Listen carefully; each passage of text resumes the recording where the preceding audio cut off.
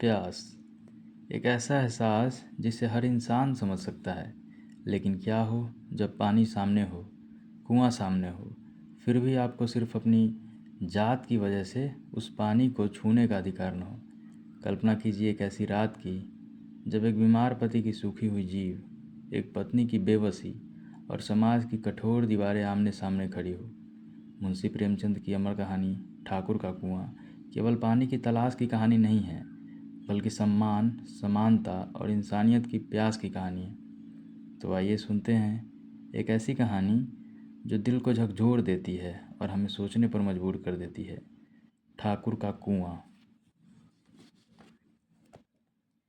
जोखू ने लोटा मुंह से लगाया तो पानी में सख्त बदबू आई। गंगी से बोला, यह कैसा पानी है? मारे बास के पिया नहीं जाता, गला सूखा जा रहा है और तू सारा पानी पिलाए देती है। गंगी प्रतिदिन शाम पानी भर लाया करती थी। कुआं दूर था, बार बार जाना मुश्किल था।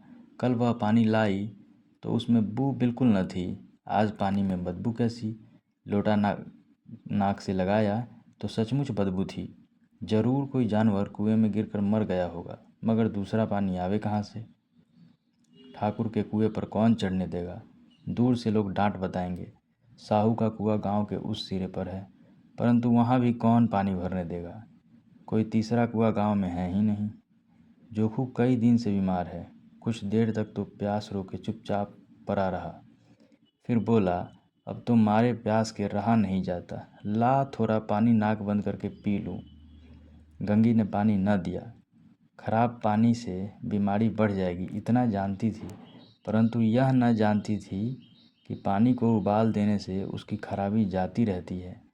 बोली, यह पानी कैसे पियोगे? न जाने कौन जानवर मरा है। कुएं से मैं दूसरा पानी ला देती हूँ। जोखू ने आश्चर्य से उसकी ओर देखा। पानी कहाँ से लाएगी? ठाकुर और साहू के दो कुएं तो हैं, क्या एक लोटा पानी न भरने देंगे? हाथ पाँव तुड़वा आएगी और कुछ न होगा। बैठ चुपके से। ब्रह्मा देवता आशीर्वाद देंगे, ठाकुर लाठी मारेंगे, साहू जी एक के 5 लेंगे। गरीबों का दर्द कौन समझता है? हम तो मर भी जाते हैं तो कोई द्वार पर झांकने नहीं आता। कंधा देना तो बड़ी बात है, ऐसे लोग कुएं से पानी भरने देंगे? इन शब्दों में कड़वा सत्य था।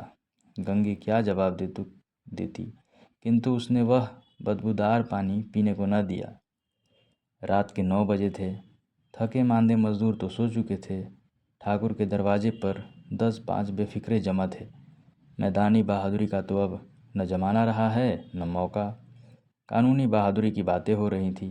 कितनी होशियारी से ठाकुर ने थानेदार को एक खास मुकदमे में रिश्वत दी और साफ निकल गए। कितनी अक्लमंदी से एक मार्के के मुकदमे की नकल ले आए। नाजीर और मुहतमीम सभी कहते थे नकल नहीं मिल सकती। कोई 50 मांगता, कोई 100। यहाँ बेपैसे कौड़ी नकल उड़ा दी। काम करने का ढंग चाहिए। इसी समय गंगी कुएं से पानी लेने पहुंची। कुप्पी की धुंधली रोशनी कुएं पर आ रही थी। गंगी जगत की आड़ में बैठी मौके का इंतजार करने लगी। इस कुएं का पानी सारा गांव पीता था, किसी के लिए रोका नहीं। सिर्फ ये बदनसीब नहीं भर सकते थे।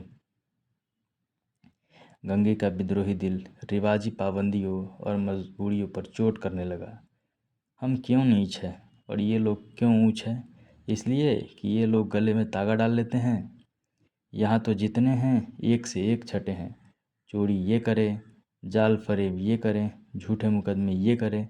अभी इस ठाकुर ने तो उस दिन बेचारे गडरिये की भेड़ चुरा ली थी और बाद में मार कर खा गया। इन्हीं पंडित के घर में तो 12 मास जुआ होता है। यही साहू जी तो घी में तेल मिलाकर बेचते हैं। काम करा लेते हैं, मजूरी देते नानी मरती है। किस किस बात में हमसे ऊंचे हैं? हम गली गली चिल्लाते नहीं कि हम ऊंचे हम ऊंचे। कभी गांव में आ जाती हूँ तो रस भरी आंख से देखने लगते हैं, जैसे सबकी छाती पर सांप लौटने लगता है। परंतु घमंड यह है कि हम ऊंचे हैं। कुएं पर किसी के आने की आहट हुई। गंगे की छाती धक धक करने लगी। कहीं देख ले तो गजब हो जाए, एक भी लात नीचे नहीं पड़ेगी। उसने घड़ा और रस्सी उठा ली और झुककर चलती हुई एक वृक्ष के अंधेरे साए में जा खड़ी हुई।